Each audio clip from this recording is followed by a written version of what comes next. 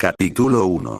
El sol de enero en Catemaco, Veracruz, era una bendición, cálido y constante, muy distinto al frío cortante que Jon recordaba de sus visitas a otras partes del país.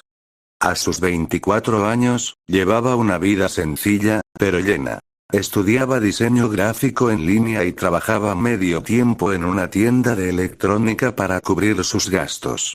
La independencia era algo que se había ganado a pulso y la valoraba por encima de todo. Su apartamento, aunque modesto, era su santuario, lleno de bocetos a medio terminar, una guitarra que rara vez tocaba y el desorden creativo de un joven que, pese a todo, encontraba alegría en cada día. Jon era, por naturaleza, una persona alegre y tranquila. Le gustaba ver el lado positivo de las cosas, incluso cuando el mundo a su alrededor parecía empeñarse en volverse más complejo. Disfrutaba de las pequeñas rutinas, el café de las mañanas, las conversaciones casuales con sus compañeros de trabajo y las noches de videojuegos con sus amigos, a quienes, de vez en cuando, les gastaba bromas inofensivas que terminaban en risas compartidas. La vida en México era, para él, un equilibrio perfecto entre la calidez de su gente y la belleza de sus paisajes. Pero la tranquilidad comenzó a resquebrajarse a principios de año. Lo que empezó como una disputa comercial entre Estados Unidos y Rusia, algo que se seguía de cerca en las noticias pero que parecía lejano, empezó a escalar. Al principio, eran solo titulares en periódicos digitales y debates acalorados en redes sociales. Luego, se intensificaron, arrastrando a otros países, uno por uno, a una espiral de tensiones diplomáticas y económicas. La preocupación se notaba en el aire, en las conversaciones en el transporte público, en las miradas furtivas a los televisores en las tiendas.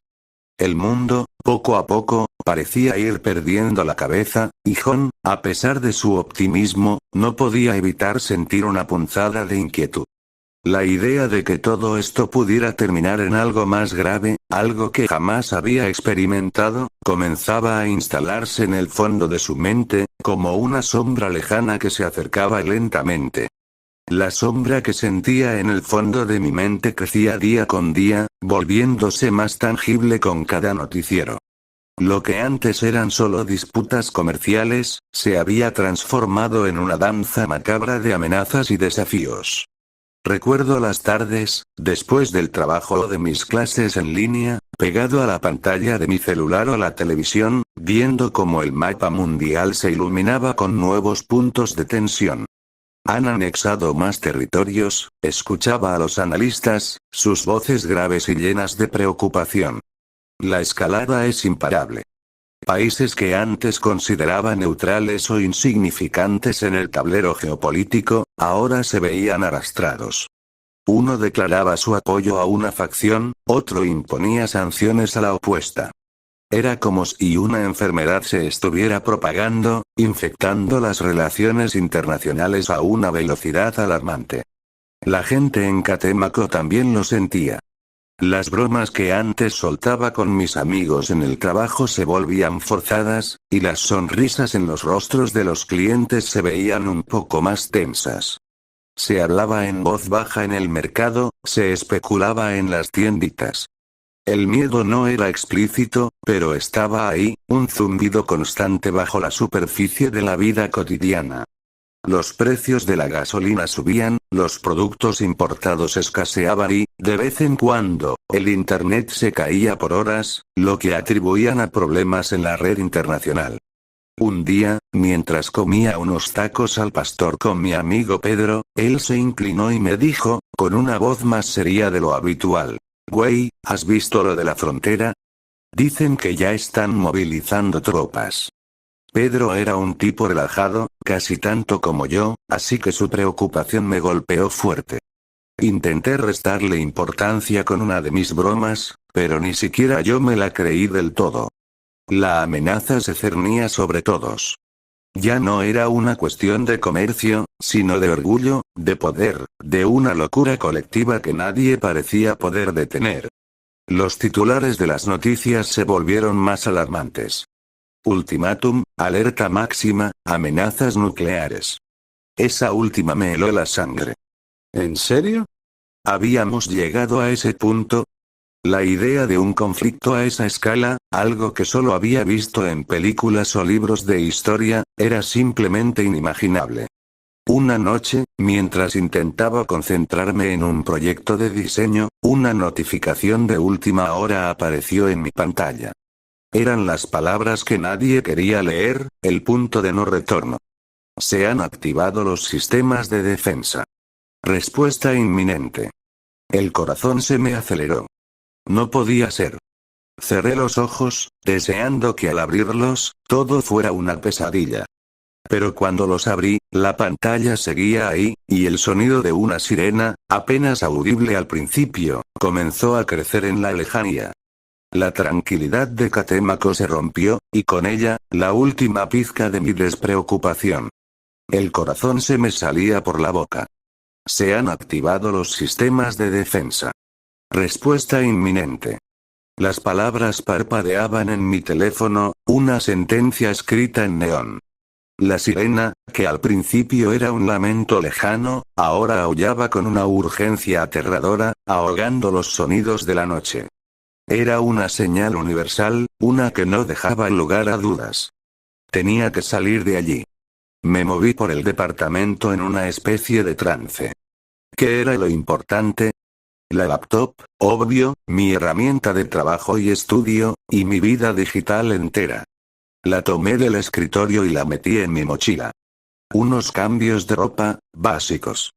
Mi cartera con mi identificación y algo de dinero. Miré a mi alrededor, la guitarra, mis cómics, mis figuras coleccionables, hay prioridades, me dije a mí mismo, con una risa nerviosa que no sentía. Las cosas materiales se sentían increíblemente insignificantes de repente. Agarré una sudadera gruesa, un paquete de galletas y una botella de agua que tenía a mano. También metí el cargador de mi teléfono, por supuesto. ¿De qué servirían las noticias si no podía verlas? Cuando salí a la calle, el caos se había desatado. La gente corría, las luces de los autos se movían frenéticamente. El grito de la sirena se mezclaba con el de los claxones y los murmullos ansiosos de la multitud. Familias enteras salían de sus casas, algunos con maletas enormes, otros solo con lo puesto, con el miedo tatuado en la cara. La dirección era hacia las afueras de Catemaco, hacia donde la carretera prometía, quizá, una salida. Mientras intentaba hacerme paso entre la marea humana, escuché una voz familiar gritando mi nombre.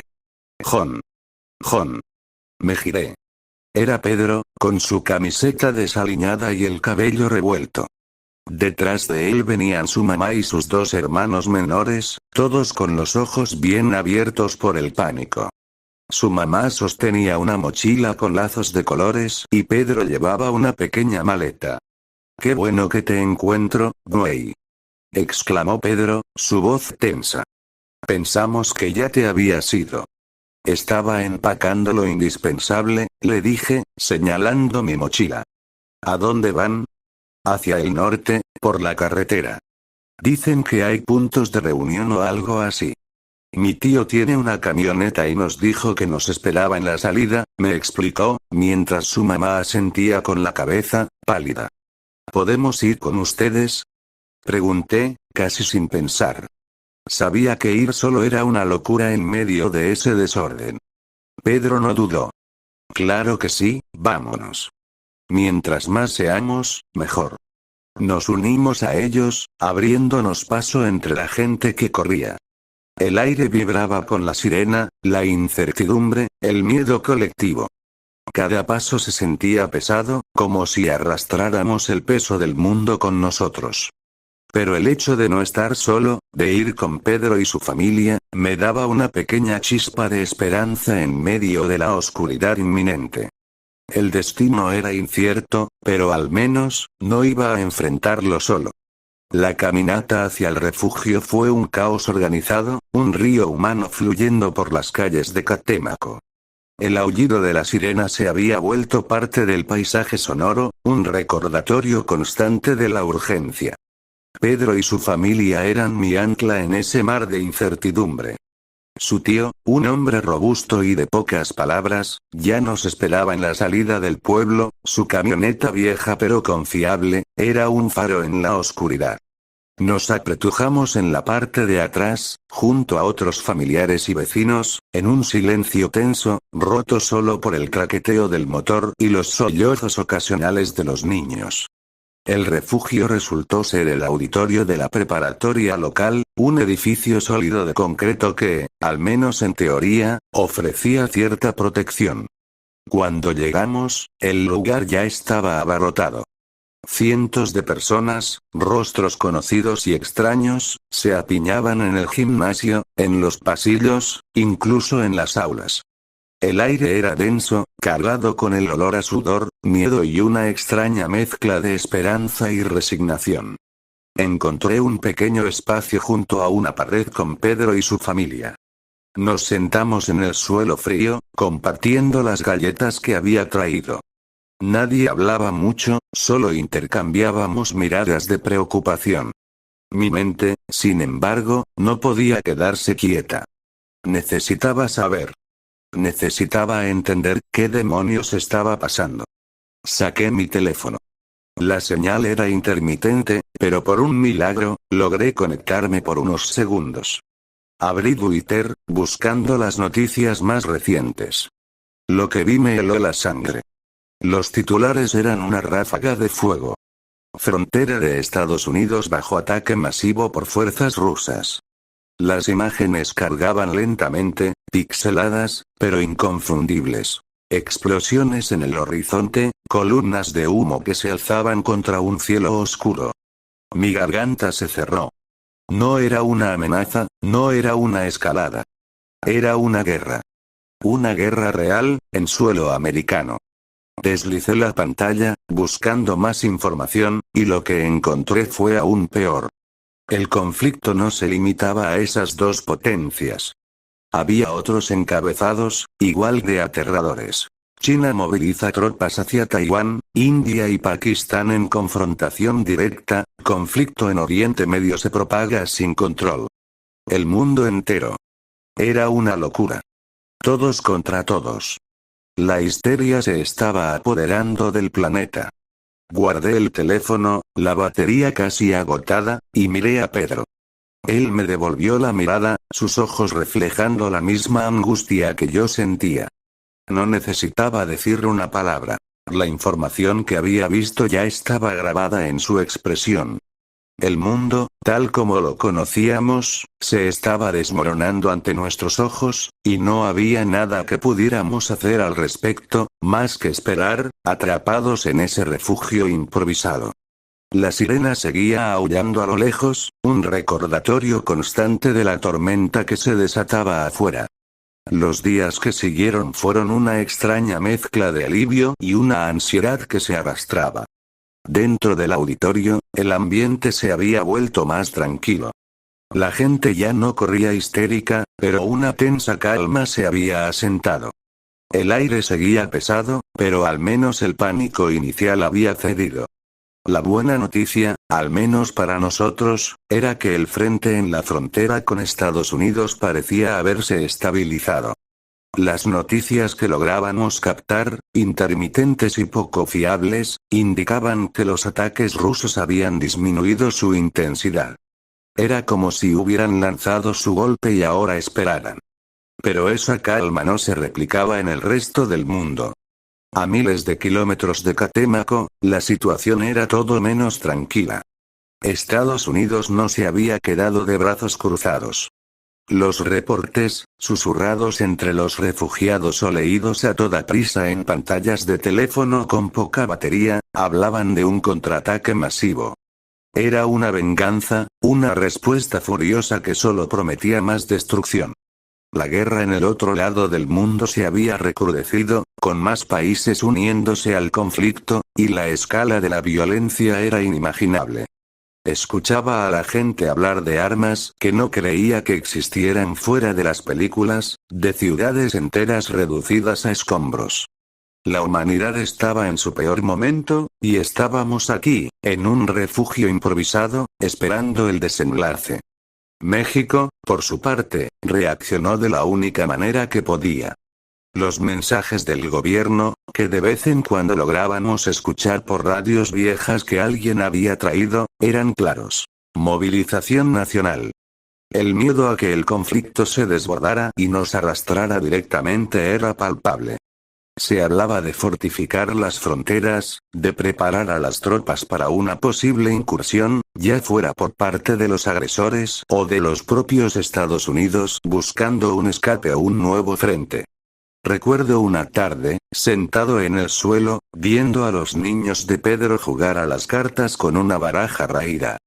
La inocencia de sus risas era un contraste brutal con la realidad que nos rodeaba. Pensé en mi vida antes, en mis estudios, en mi trabajo, en las bromas que gastaba a mis amigos. Parecía un sueño lejano, una existencia que ya no encajaba con el mundo apocalíptico que se estaba formando. La independencia que tanto valoraba ahora se sentía como una carga, una soledad en medio de la catástrofe. Miré a Pedro, que estaba intentando sintonizar una radio, frunciendo el ceño. ¿Crees que esto va a terminar alguna vez? Le pregunté, casi en un susurro. Él suspiró, sin apartar la vista de la radio. No lo sé, güey. Ya no sé qué pensar. Solo espero que no llegue hasta acá. Esa era la pregunta que todos nos hacíamos. ¿Cuánto tiempo podríamos seguir siendo espectadores? ¿Cuándo se rompería la última barrera y la guerra nos alcanzaría directamente en este pequeño rincón del mundo? Los días en el refugio se convirtieron en semanas, y las semanas en un mes. La tensión nunca desapareció por completo, pero al menos la constante amenaza de un ataque inminente sobre nuestras cabezas se había disipado un poco. Las noticias, que seguían llegando de forma errática a través de radios de onda corta y susurros de boca en boca, indicaban que las principales potencias estaban en algún tipo de estancamiento. Se hablaba de conversaciones, de negociaciones de paz, incluso de un posible alto el fuego. Era un respiro, aunque frágil, en medio de la locura global. Era como si el mundo, después de desgarrarse a sí mismo, por fin estuviera buscando un pegamento. Pero mientras en la superficie las cosas se calmaban, el impacto de la guerra se sentía de otras maneras. Una de las más evidentes era la llegada de refugiados.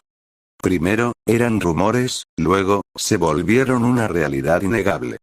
México, con su relativa estabilidad, se estaba convirtiendo en un destino para aquellos que huían de la devastación. Camiones llenos de gente llegaban a las ciudades, y algunos, como nosotros, estábamos albergando a estas nuevas almas.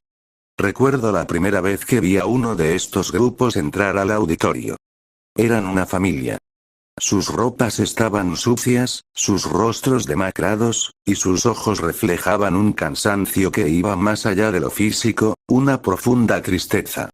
Hablaban un idioma que no reconocí de inmediato, pero el lenguaje del miedo y el alivio al encontrar un lugar seguro era universal. Había niños, asustados y aferrados a las manos de sus padres, y ancianos que caminaban con dificultad, apoyándose en bastones improvisados. Verlos me hizo darme cuenta de lo afortunado que había sido, incluso en medio de la evacuación. Yo no había tenido que dejar mi país, mi idioma. Ellos lo habían perdido todo. México, junto con otros países latinoamericanos, estaba abriendo sus puertas. Se hablaba de centros de acogida improvisados por todo el país, de la solidaridad entre las naciones de la región. Era una luz, pequeña pero real, en la inmensidad de la oscuridad. Me acerqué a Pedro. Él estaba mirando a los recién llegados con la misma solemnidad que yo. ¿Vienen de lejos, no? Le dije en voz baja. Sí, güey, respondió, su mirada fija en una mujer que intentaba calmar a su bebé. Dicen que el infierno allá afuera es peor de lo que nos imaginamos. La llegada de estos refugiados transformó la dinámica del refugio. De repente, ya no éramos solo nosotros, los de Catemaco. Éramos parte de algo más grande, una red de supervivencia que se extendía mucho más allá de nuestras fronteras. Había que compartir los recursos, adaptarnos a nuevas costumbres y, de alguna manera, encontrar una forma de convivir. Las historias que traían consigo eran aterradoras, pero también nos daban una perspectiva, un recordatorio de que, a pesar de todo, aún teníamos un techo sobre nuestras cabezas y una esperanza, por mínima que fuera, de que esto algún día terminaría. Los días en el refugio habían adoptado una rutina monótona. Las raciones de comida del gobierno, aunque escasas, llegaban con regularidad. Había un tenue hilo de esperanza en el aire, la sensación de que, tal vez, las cosas se calmarían de verdad. Nos habíamos acostumbrado al murmullo constante de voces, al olor a humanidad acumulada, al llanto ocasional de un niño. Yo pasaba mis horas ayudando a Pedro con las tareas que surgían o intentando dibujar algo en mi cuaderno para no perder la cabeza. La guerra, aunque presente en nuestras mentes, se sentía, por primera vez en mucho tiempo, un poco más distante. Pero esa falsa calma se hizo pedazos una tarde. Estábamos en el gimnasio, haciendo fila para las raciones de la cena, cuando la primera sirena sonó. No era el aullido familiar que habíamos escuchado durante semanas, el que advertía de un peligro lejano. Esta era diferente. Más profunda, grave y resonante, una vibración que se metía en los huesos. Un zumbido, casi un gemido de la tierra, la acompañaba. La conversación cesó. Todos nos miramos, una pregunta tácita en cada rostro. De repente, una cacofonía ensordecedora estalló. Todos los dispositivos electrónicos, los pocos teléfonos que aún tenían batería, las radios de onda corta, incluso una vieja televisión que alguien había logrado sintonizar con una antena improvisada, comenzaron a emitir un mensaje unificado. Las pantallas parpadearon con letras rojas y una voz automatizada, fría y metálica, resonó en el auditorio.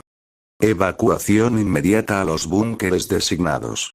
Repito, evacuación inmediata a los búnkeres designados. El mensaje se repetía una y otra vez, la misma frase, la misma voz sin emociones. Aquello significaba solo una cosa. No era una alerta para una incursión local o un bombardeo convencional. Búnkeres.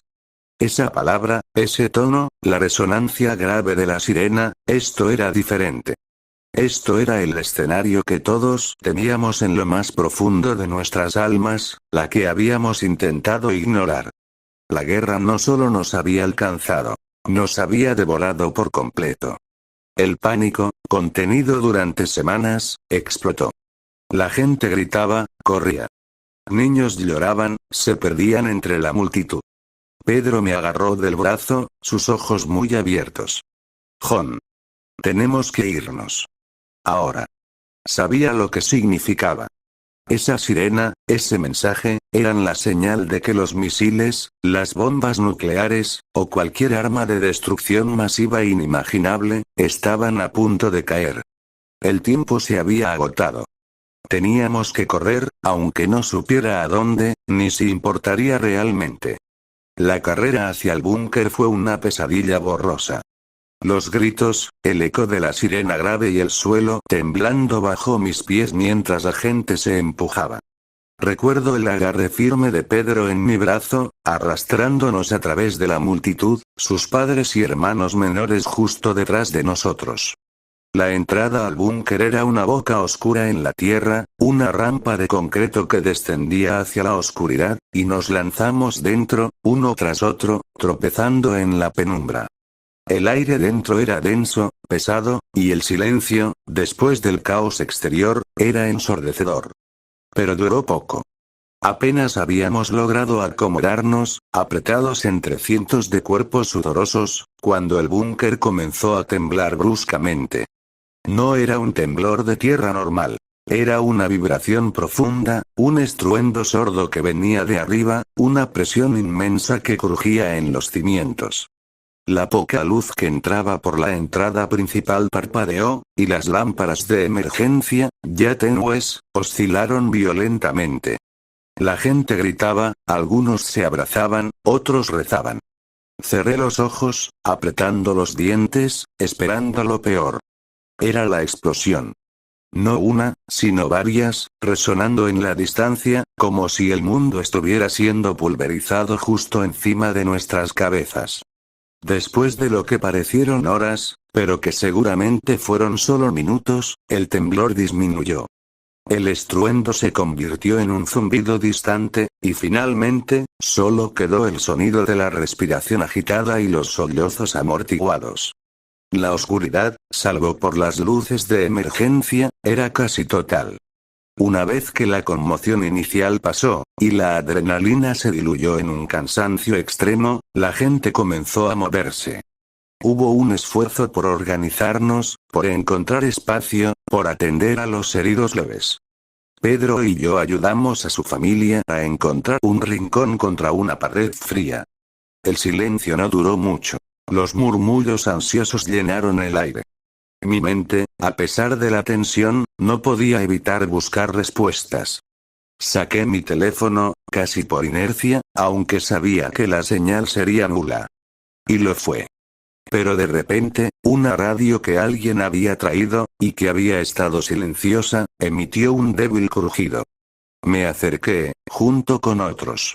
La voz que salió era débil, entrecortada, casi inaudible, pero las palabras, a pesar de la estática, eran escalofriantes. Ataque nuclear en Estados Unidos, un escalofrío me recorrió la espalda. Los susurros se intensificaron alrededor de la radio. La voz continuó, apenas un murmullo, pero lo suficiente para que captara más fragmentos.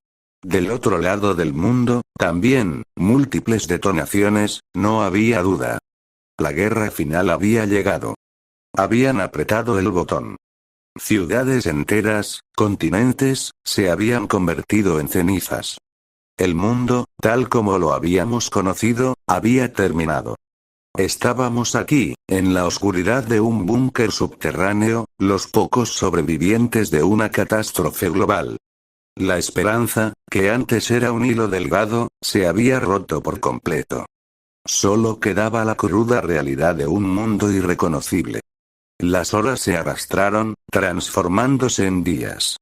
La tensión en el búnker seguía siendo palpable, pero el terror inicial había dado paso a una especie de espera lúgubre. Las noticias que nos llegaban, filtradas por la radio, eran fragmentos desgarradores. La frontera norte se había calmado un poco, pero dudo que lo mismo ocurriera al otro lado del mundo. Era un silencio precario, la calma antes o después de la tormenta, quién sabe. De repente, una mañana, escuchamos un ruido diferente, un motor pesado que se acercaba. No era el zumbido de un avión o el estruendo de una explosión, sino el familiar sonido de vehículos terrestres. La gente se agolpó en la entrada del búnker, expectante. Lo que vimos nos dio un atisbo de esperanza. Carros militares. Pero no eran de asalto, sino de transporte. Soldados mexicanos, con rostros cansados pero firmes, comenzaron a descargar lo que parecían ser suministros. Abrieron carpas enormes en la entrada del búnker, una especie de campamento improvisado. La noticia se extendió como un reguero de pólvora. El gobierno estaba organizando la distribución de ayuda. Pero la razón detrás de esto era una espada de doble filo. Un oficial, con voz grave y seria, nos informó a través de un megáfono que, debido a las detonaciones nucleares en el mundo, el aire pronto contendría niveles peligrosos de radiación. La atmósfera, la misma que respirábamos, se estaba envenenando. Era la consecuencia inevitable de la barbarie humana. Pero también tenían una solución: vacunas.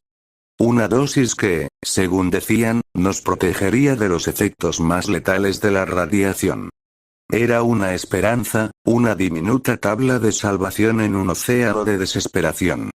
La fila para la vacuna se formó rápidamente, una masa silenciosa de personas ansiosas por cualquier cosa que pudiera ofrecerles un día más.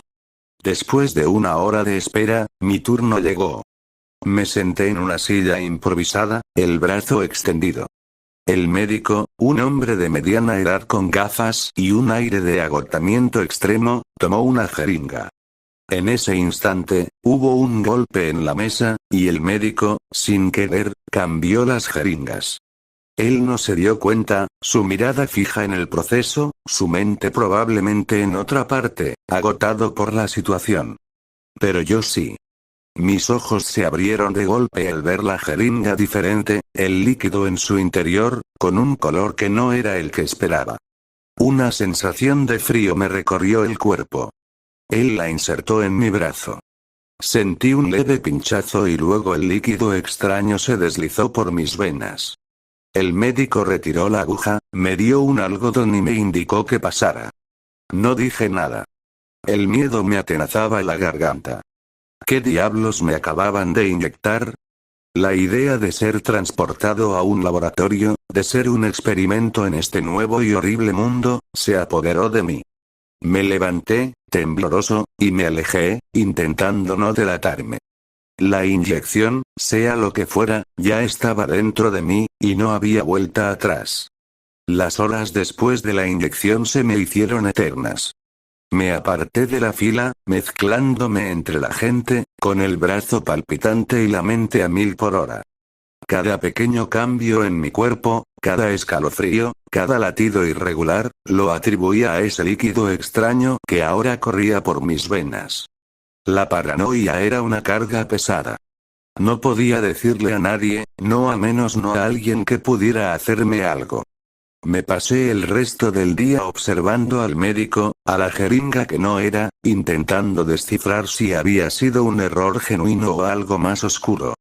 Pero él parecía tan agotado como el resto, inmerso en su tarea de vacunar a la marea interminable de gente. La ansiedad me carcomía. ¿Qué era esa cosa? ¿Un virus experimental? ¿Una toxina? ¿Un rastreador? Cuando finalmente pude hablar con Pedro, lo hice en un rincón apartado del búnker, susurrándole para que nadie más escuchara. Era de noche, y la mayoría de la gente dormía o intentaba dormir. Pedro, le dije, mi voz apenas un murmullo, creo que ya me cayó la verga. Se incorporó, frunciendo el ceño, su mirada preocupada. ¿De qué hablas, güey? ¿Estás bien? Le conté todo, desde el cambio de jeringa hasta el aspecto del líquido y mi miedo a que me llevaran a algún laboratorio secreto. Pedro me escuchó con atención, sus ojos moviéndose de un lado a otro, asegurándose de que nadie nos escuchara. Madres, John, dijo, pasándose una mano por el cabello. Eso suena a que estás más que jodido. ¿Estás seguro de que era diferente? ¿No te lo imaginaste por el estrés? Completamente seguro, Pedro. Esa aguja no era la misma, y el líquido, era como espeso, con un color raro. El doctor no se dio cuenta, estaba distraído. Un silencio se extendió entre nosotros, pesado con la preocupación. Pedro era mi mejor amigo, y ver su expresión, una mezcla de horror y desamparo, no ayudaba a calmarme. Los días siguientes confirmaron nuestros peores temores sobre el mundo exterior, aunque no sobre mi inyección. Las noticias oficiales llegaron, con un tono sombrío e ineludible. El aire y el agua, específicamente el agua de mar, en todo el planeta eran ahora oficialmente tóxicos. La radiación de las bombas atómicas había contaminado la atmósfera y los océanos, haciendo que la vida en la superficie fuera insostenible sin una protección adecuada o sin una buena vacuna, como la que nos habían inyectado. La Tierra, nuestro hogar, se había convertido en un lugar letal. El búnker era ahora nuestra única realidad, un refugio subterráneo del infierno radioactivo que se había desatado arriba. Mientras tanto, yo seguía esperando. Esperaba los síntomas de lo que me habían inyectado, esperaba los cambios, el desenlace de ese pequeño y aterrador secreto que ahora compartía con Pedro. Cada nuevo amanecer era una victoria, pero también una incógnita.